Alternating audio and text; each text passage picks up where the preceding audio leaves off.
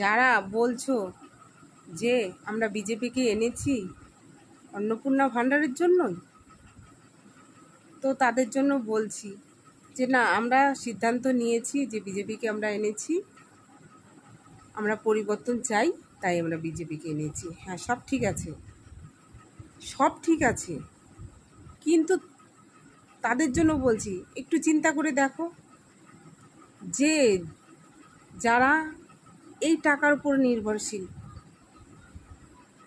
কিছু কিছু মানুষ আছে যাদের কোনো ইনকাম নেই, তারা এই টাকার উপর নির্ভর করে। ওষুধপালা, সংসারের দরকারের প্রয়োজনের যা জিনিস, তারা এই টাকার উপর একটু একটু করে তাদের জীবন মানে পরিবার চালাচ্ছে এইভাবে। তো তাদের কি পরিস্থিতি?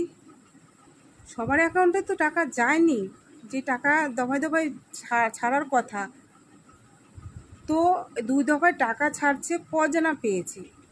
আমার ভিডিওতে কমেন্ট বক্সে এসে কত দিদিরাই বলছে যে দিদিভাই আমরা পাইনি, বেশিরভাগই তো পাইনি, একজন না দুজন বলছে। 500 জন কমেন্ট করেছে আমাকে, 500 জন কমেন্ট করে বলছে দিদিভাই আমরা পাইনি।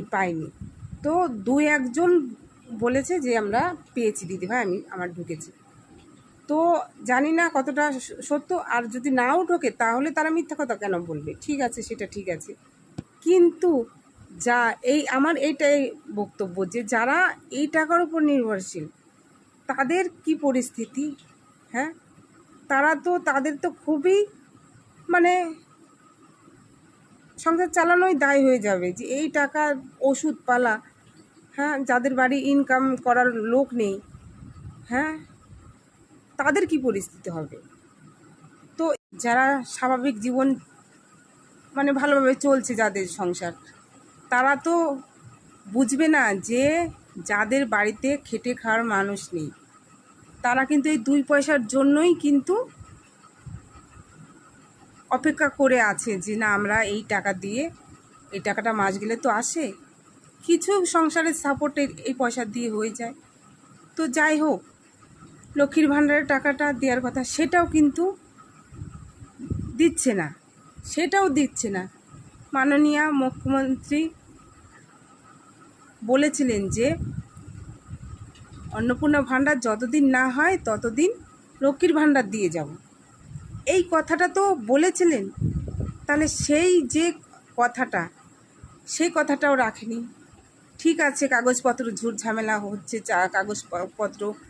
কাগজপত্র হয়ে গেছে, সেগুলো ভেরিফিকেশন করতে এত প্রবলেম হচ্ছে, সবাই বিওলারদের হিমশিম খেয়ে যাচ্ছে তারা। তাহলে সে লক্ষ্মীর ভাণ্ডারটা তো দিয়ে যাওয়া উচিত।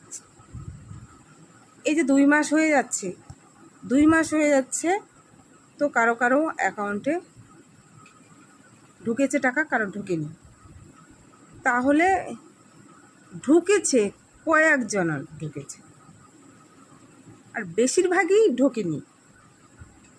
তাহলে তোমরা দিদিভাইরা যে বলছো যে আমি বিজেপিকে এনেছি কি অন্নপূর্ণা ভাণ্ডারের জন্য, টাকা এইটুক শোনো, যে টাকার জন্য মানুষ সব কিছু করতে পারে।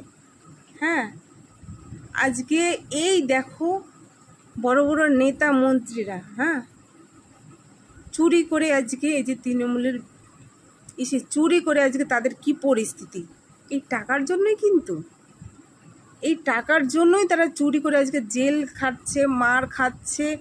হ্যাঁ, শিক্ষক শিক্ষিকা তাদের কি পরিস্থিতি, তারা আজকে চুরি করেছে বলেই আজকে এই মারগুলো খাচ্ছে।